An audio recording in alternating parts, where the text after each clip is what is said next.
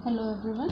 आज हम क्लास 9 के लिए वर्कशीट नंबर 2 कर रहे हैं, कार्यपत्रक संख्या 2 और तारीख है 7/7/2021।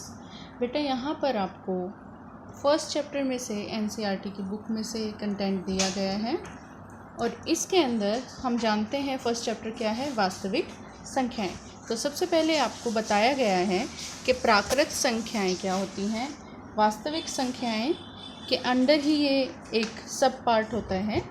प्राकृत संख्याएं हमने लास्ट वर्कशीट में पढ़ा था, वे संख्याएं जो काउंटिंग नंबर्स होते हैं, वो नंबर्स जो काउंटिंग नंबर्स होते हैं 1 2 3 4 5 6, ये सभी अप टू सो ऑन आगे तक सभी संख्याएं प्राकृत संख्याएं होती हैं, जिन्हें हम नेचुरल नंबर्स भी बोलते हैं। उसके बाद अगर प्राकृत संख्याओं में हम एक ज़ीरो भी ऐड कर दें, उनके साथ एक ज़ीरो नंबर भी ले लें, तो वो क्या बन जाते हैं, ये सभी पूर्ण संख्याएं बन जाती हैं। अगर पूर्ण संख्याओं और प्राकृत संख्याओं के इस योग में हम एक माइनस के नंबर्स भी डाल दें, सारे माइनस वाले नंबर भी डाल दें, तो वो क्या बन जाते हैं, वो पूर्णांक बन जाते हैं। और अगर उसमें p/q के फॉर्म वाले सारे नंबर डाल दें, तो वो क्या, कौन सी संख्याएं बन जाती हैं, परिमेय संख्याएं बन जाती हैं, जिन्हें हम क्या बोलते हैं, रैशनल नंबर्स भी बोलते हैं। उनसे अलग एक पार्ट आता है अपरिमेय संख्याएं। अपरिमेय संख्याएं कौन सी होती हैं, जो p/q की फॉर्म में नहीं लिखी जा सकती, p/q के रूप में जिन्हें हम नहीं लिख सकते, वो अपरिमेय संख्याएं होंगी। और ये सभी संख्याएं मिलकर क्या बनती हैं, वास्तविक संख्याएं। वास्तविक संख्याएं इन शॉर्ट क्या होती हैं, वास्तविक संख्याएं जो आपकी हम रेखा पर दर्शा सकते हैं जिन संख्याओं को, उनको हम वास्तविक संख्याएं बोलते हैं। ठीक है। अगर हम इंग्लिश में इसे पढ़ना चाहें तो ये कुछ इस तरह से होगा कि हमारे पास नेचुरल नंबर्स हैं जिन्हें हम प्राकृत संख्याएं बोल रहे हैं, फिर होल नंबर्स हैं जिसमें हम ज़ीरो भी डाल रहे हैं, इंटीजर्स हैं जिसमें माइनस वाले नंबर भी आ गए इन सब के साथ, फिर आता है रैशनल नंबर्स जिनमें हम p/q की फॉर्म में लिखे जाने वाले सारे नंबर्स को लिखेंगे, और इर्रेशनल नंबर्स जो p/q की फॉर्म में नहीं लिखे जा सकते वो नंबर्स। और वो सभी मिलकर क्या बनाते हैं, ये सभी नंबर मिलकर हमारे रियल नंबर्स बन जाते हैं, यानी कि वास्तविक संख्याएं हमारी बन जाती हैं। अगर हम नंबर लाइन पर ये सब देखना चाहें तो, यानी कि संख्या रेखा पर अगर हम देखना चाहें तो 0 1 2 -1 -2, तो यहाँ देखिए, जब हम सिर्फ यहाँ पर लेते हैं इन संख्याओं को जो प्लस वाली संख्याएं हैं, ये संख्याएं कौन सी बन जाती हैं हमारी, ये हमारी प्राकृत संख्याएं या फिर नेचुरल नंबर्स बन जाते हैं। अगर मैं कहूँ कि मैं इनके साथ ज़ीरो को भी बॉक्स में डालती हूँ, तो ये संख्याएं कौन सी होंगी हमारी, ये हमारी होल नंबर्स बन जाएंगी, यानी कि आपके पूर्ण संख्याएं बन जाएंगी। उसके बाद अगर आप कहें कि इन संख्याओं के साथ साथ हम क्या करेंगे, नेगेटिव वाले जो हमारे नंबर हैं उनको भी हम ले लेंगे और वो सभी एक बॉक्स में डाल देंगे, तब वो क्या बन जाते हैं, इंटीजर्स बन जाते हैं, यानी कि पूर्णांक बन जाते हैं। फिर आता है आपका रैशनल नंबर। अब इंटीजर्स जो है वो दो तरह के होते हैं, रैशनल और इर्रेशनल। रैशनल जो कि आपके p/q की फॉर्म में लिखे जाएं और इर्रेशनल जो p/q की फॉर्म में ना लिखे जाएं। ठीक है, ये हमारी डेफिनेशंस है इन नंबर की, और ये रियल नंबर्स के अंडर आते हैं, यानी कि वास्तविक संख्याओं के अंडर आते हैं। अब आपके पास यहाँ दिया गया है कि ये जो संख्याएं हैं इन्हें आप क्या करें, इन नंबर्स में डिवाइड करके लिखिए। तो आप सिंपली एक टेबल बना लेंगे और टेबल में इनको कैटेगराइज कर देंगे कि ये कौन से नंबर हैं। तो आइए हम करते हैं इन स्टार्ट। तो देखिए बेटा, अब यहाँ पर आपको क्या करना होगा, टेबल बना लेनी है। आपकी संख्याएं जो हम लिखेंगे, सबसे पहले प्राकृत संख्याएं, फिर हम एक पूर्ण संख्या का कॉलम बनाएंगे, उसके बाद हमारा आ जाएगा पूर्णांक, देन हम लिखते हैं परिमेय, और उसके बाद एक कॉलम बना लेना अपरिमेय संख्याएं।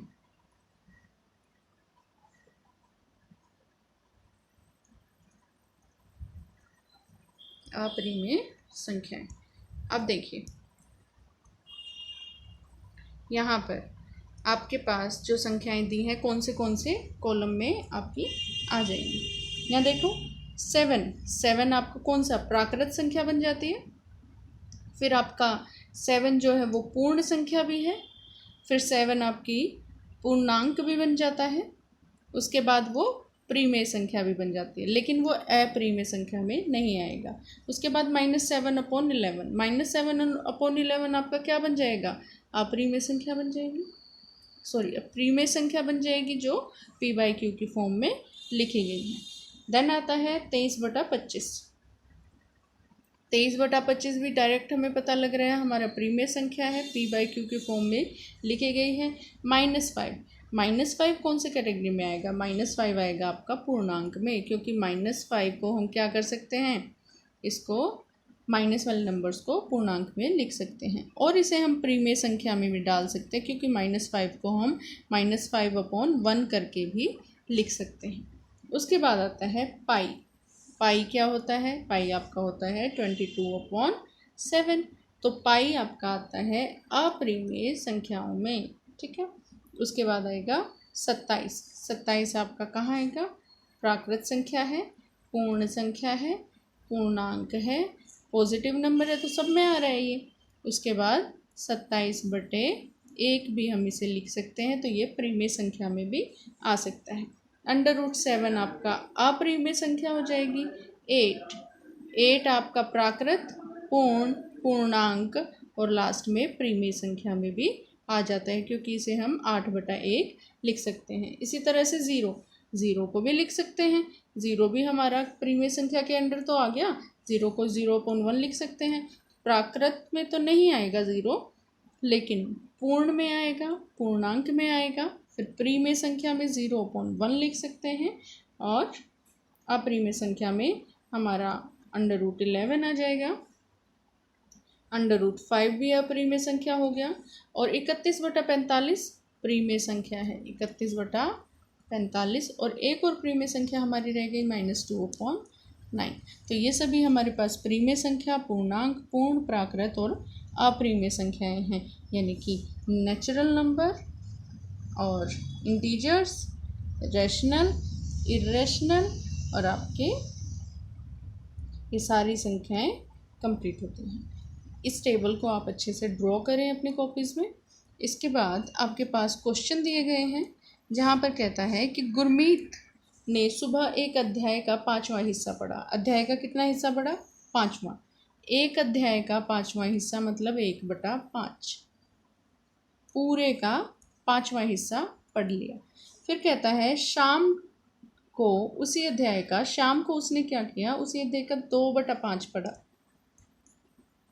तो गुरमीत ने पूरे दिन में कुल कितना हिस्सा पढ़ा ये बताना है। तो हम सुबह पढ़े गए हिस्से को और शाम को पढ़े गए हिस्से को जमा कर देते हैं, ऐड कर देते हैं, 1/5 + 2/5 कर देंगे, और ये हमारा 1 + 2/5 आ जाएगा, जो बनेगा 3/5। ठीक है, ये हमारा आंसर होगा। उसके बाद सेकंड क्वेश्चन क्या कहता है, रमेश ने अपने होमवर्क का 3/5 भाग पूरा कर लिया।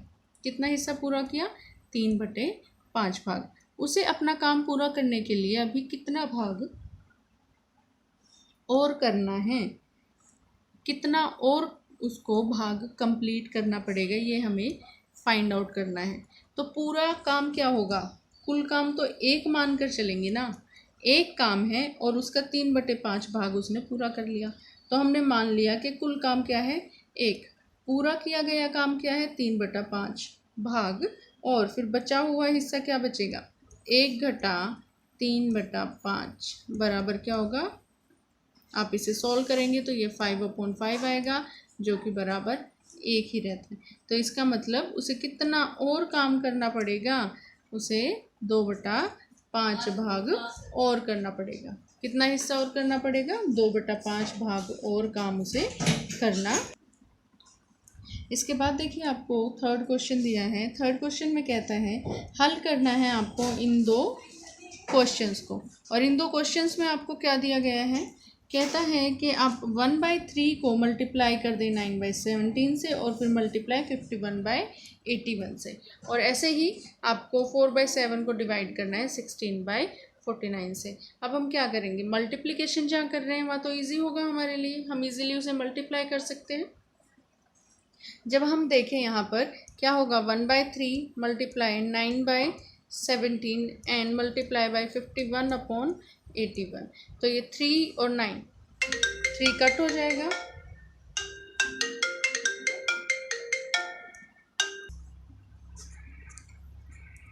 तो यहाँ पर हम क्या करेंगे, इनको कट करेंगे तो हमारे पास क्या आ जाएगा, 3 × 3/17 आपके पास था तो इसको आप कट कर सकते हैं, और आपके पास बचेगा क्या, 3 × 3, 3 से 9 काट दिया तो 3 आ गया, 3 3 × 9, 17 से कट करेंगे तो ये 3 आ जाएगा, क्या बचेगा, 3 × 3/81 बच जाएगा। और इनको मल्टीप्लाई करेंगे 9/81, वो हम जानते हैं 9 से 81 को कट करेंगे तो वो 9 पर कट होगा, 1/9 आ जाएगा।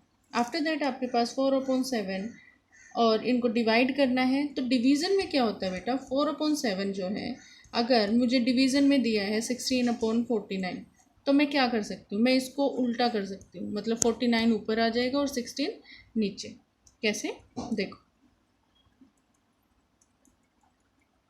मैं बस क्या करूँगी, डिवाइड की जगह मल्टीप्लाई लगाऊंगी, और जो हर में है उसको अंश में ले आऊँगी, और जो अंश में है हर में, जो डिनोमिनेटर में है उसको न्यूमरेटर में ले आएंगे, और न्यूमरेटर को कहाँ ले आएंगे, डिनोमिनेटर में ले आएंगे।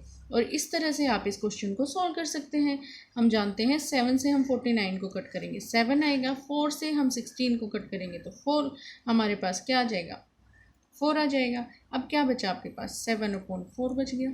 ठीक है, आप इसको फर्दर डिवाइड करना चाहते हैं, 7 × 4, 7 को 4 से डिवाइड करेंगे तो कहाँ, 7 हम 4 1 जा 4 कर देंगे, क्या बचेगा आपके पास, 3, तो ये आ जाएगा हमारा 1:3/4, 1:3/4, एक से ही 3/4 आ जाएगा। इसके बाद आपके पास 3 क्वेश्चन और दिए गए हैं इसी तरह के, जहाँ पर आपको क्या कहा गया है, बोलते हैं कि महिमा सोमवार को अपनी यात्रा का 7वां हिस्सा पूरा करती है। एक यात्रा है महिमा की, उसका 7वां हिस्सा वो पूरा करती है। अब 7वां हिस्सा पूरा करने पर, कब पूरा करती है वो 7वां हिस्सा, सोमवार को, जबकि वह अपनी यात्रा का 3/4 हिस्सा मंगलवार को पूरा करती है। पहली बात निकालिए कि उसने अपनी यात्रा का अब तक कुल कितना हिस्सा पूरा किया है, उसने अपनी यात्रा का कितना हिस्सा अभी और तय करना है, ये दोनों चीज़ें आपको निकालनी है। तो आइए इसे फाइंड आउट करेंगे। देखिए फर्स्ट क्वेश्चन हमारे पास है कि सोमवार को वो कितना हिस्सा पूरा कर रही है यात्रा का, 1/7, एक यात्रा का 7वां हिस्सा। और मंगलवार को कितना करती है, मंगलवार को वो पूरा करती है 3/4 हिस्सा। अब फर्स्ट पार्ट में टोटल कितना हिस्सा उसने पूरा किया है ये हमें देखना है।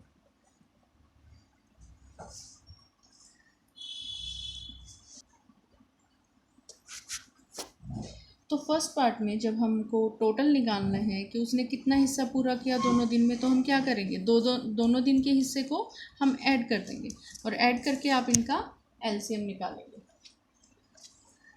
एलसीएम निकालेंगे, यहाँ पर क्या आएगा आपका, प्लस में दिया है तो हम क्या करें, सेम बना लें नंबर को, जो अपॉन में है उसको सेम बनाने के लिए हम क्या कर सकते हैं, हम डायरेक्ट उसको मल्टीप्लाई कर देंगे। 1/7 को भी 4/4 से मल्टीप्लाई कर देते हैं, और प्लस में 3/4 को भी हम क्या करेंगे, मल्टीप्लाई कर देंगे 7/7 से। इससे क्या होगा, आपका अपॉन में सेम आंसर आ जाएगा। जैसे 1 × 4 किया और 7 × 4 करेंगे तो क्या आ जाएगा, 28 आ जाएगा।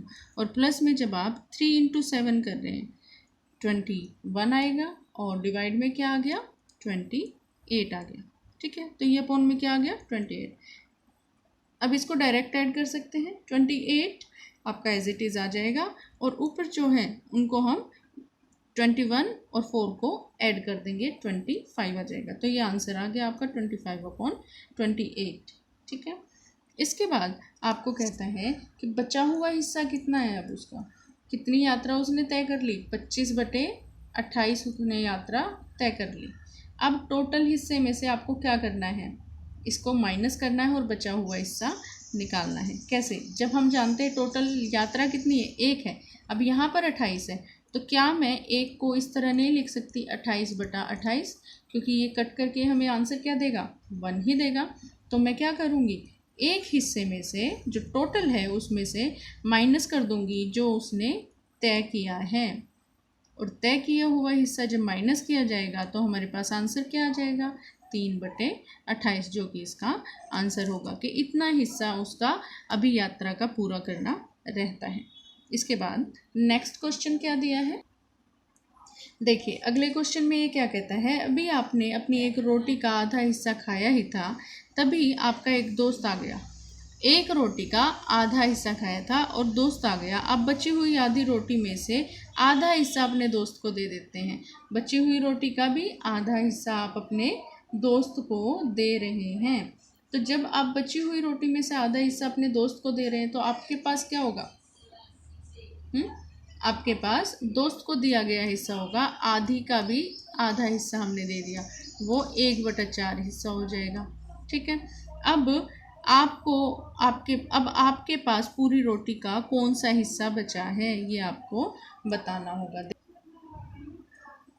देखिए कुल हिस्सा कितना है, कुल हिस्सा, ये हम कर रहे हैं सेकंड क्वेश्चन, अनसोल्व क्वेश्चन है, 1/1। कुल हिस्सा कितना है, 1/1 है। खाया कितना है, खाया गया हिस्सा कितना है, 1/2, आधा हिस्सा खा लिया था। फिर दोस्त आता है और उसको कितना हिस्सा दिया जाता है, आधे का भी आधा हिस्सा आप दे देते हैं, आधे का भी आधा हिस्सा आप उसको दे देते हैं। तो उसके पास टोटल कितना हो गया, 1/4 हिस्सा आपने दे दिया। अब बचा हुआ हिस्सा निकालना है, बचा हुआ हिस्सा क्या होगा, टोटल में से जो दोस्त को दिया है वो माइनस कर दे। 1 टोटल में से पहले तो माइनस करेंगे जो आपने खाया और उसके बाद जो आपके दोस्त ने खाया, इनको माइनस करेंगे तो क्या आ जाएगा, ये हमारे पास आएगा 4 - 2 - 1 हो जाएगा। एलसीएम निकालेंगे तो आपके पास 1/4 यहाँ पर आंसर आ जाएगा। एलसीएम निकालना आता है आपको, 4 से हम 1 को मल्टीप्लाई करेंगे, 1 से 4 को डिवाइड कर रहे हैं, फिर 4 ऊपर मल्टीप्लाई हो जाएगा। 2 से 4 को डिवाइड किया, 2 आया और 2 ऊपर मल्टीप्लाई हुआ तो हमने यहाँ 2 लिख दिया। इसी तरह से 4 से 4 को डिवाइड करेंगे, 1 आया और 1 को ऊपर मल्टीप्लाई करेंगे तो यहाँ पर हम इसे लिख देंगे। ये आपका सेकंड क्वेश्चन था। अब थर्ड क्वेश्चन है बेटा, देखिए थर्ड क्वेश्चन में क्या कहा गया है, थर्ड क्वेश्चन में कहता है इन क्वेश्चंस को क्या करना है, आपको हल करना है, सॉल्व करना है। और ये सेम इसी तरह के क्वेश्चन है जो अभी हमने रिवाइज किए थे। तो यहाँ पर क्या दिया है, 13/15 दिया है, फिर मल्टीप्लाई में 18/26 दिया है फर्स्ट क्वेश्चन पार्ट में, थर्ड का फर्स्ट पार्ट, और मल्टीप्लाई में क्या दिया है, 25/54 दिया है। आप इनको कट कर सकते हैं इजीली। देखिए कैसे होगा, हम 3 की टेबल से कट करते हैं, 3 × 5 = 15 और 3 × 6 = 18 हो जाएगा। अब क्या करेंगे, 13 की टेबल से 26 को 2 पे कट हो जाएगा। अब 5 की टेबल, 5 × 1 = 5 और 5 × 5 = 25 आ जाएगा। ठीक है। अब 6 से कट कर देंगे हम 54 को, ये कट होगा तो क्या आएगा, 9 पर कट होगा। अब हमारे पास रह क्या गया, ऊपर देखो, ऊपर हमारे पास कितने रह गए, 5 रह गया बस, और अपोन में क्या रह गया, 2 × 9, 2 × 9 क्या होगा, 18 हो जाएगा। तो ये हमारे फर्स्ट पार्ट का आंसर आ जाएगा, जो हमारा थर्ड क्वेश्चन का फर्स्ट पार्ट है। अब थर्ड क्वेश्चन का सेकंड पार्ट में क्या दिया है, 343 अपोन में दिया है 625 और डिवाइड में दे दिया 49 अपोन में 25। ठीक है। अब यहाँ पर आपको क्या करना होगा, डिवाइड को मल्टीप्लाई में बना लो, मल्टीप्लाई में इसको कन्वर्ट कर लेंगे और ये 25 हमारा न्यूमरेटर जो है डिनोमिनेटर बन जाएगा, डिनोमिनेटर न्यूमरेटर, हम दोनों का प्लेस चेंज कर देंगे। 25 से जब आप कट करेंगे 625 को तो 25 पर कट होगा और जब आप 49 से 343 को कट करेंगे तो वो 49 पर कट होगा। ठीक है, ये आपका 7 पर आ जाएगा। 7 से हमने कट किया है और 7 से फिर 49 को कट करेंगे तो 7 आ गया। तो आंसर आपके पास क्या बचा? 7/25। ये आपकी वर्कशीट नंबर 2। बिल्कुल सिंपल वर्कशीट है, आपको इसे प्रैक्टिस करना होगा और जब आप इसे प्रैक्टिस करेंगे तो अच्छे से आप अपने चैप्टर को भी सॉल्व कर पाएंगे। और इसे आप अपने नोटबुक में सभी क्वेश्चंस को, सभी डेफिनेशंस को, और ये टेबल बनानी है और इसके बाद आपको क्वेश्चंस जो सॉल्व करके दिए हैं वो भी करने हैं और अपने बाकी के क्वेश्चन जो अनसॉल्व हैं आपको करवा दिए गए वो भी करने हैं। तो आप इसे लाइक, शेयर और सब्सक्राइब ज़रूर करें। Thank you.